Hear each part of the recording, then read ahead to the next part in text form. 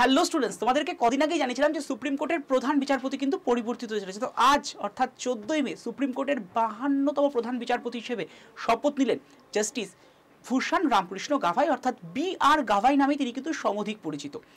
B.R.. Gavai ভারতবর্ষের প্রথম Buddhist প্রধান বিচারপতি এবং তার শপথ বাক্য পাঠ এটা কিন্তু করিয়েছেন স্বয়ং রাষ্ট্রপতি অ্যাকর্ডিং টু সংবিধান, এটা কিন্তু বলে দেওয়া রয়েছে।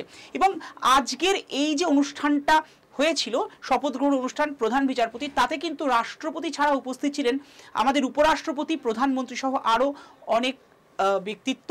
এবং আমাদের 51তম প্রধান বিচারপতি ছিলেন কিন্তু সঞ্জীব খান্না। তোমাদের জন্য একটা প্রশ্ন দেওয়া থাকলো, প্রত্যেকে কমেন্ট বক্সে জানাবে যে এই জাস্টিস বি.আর. গাভাই আগামী কত মাসের জন্য প্রধান বিচারপতি হিসেবে থাকবেন। প্রত্যেকে কমেন্ট বক্সে উত্তর করে জানাও।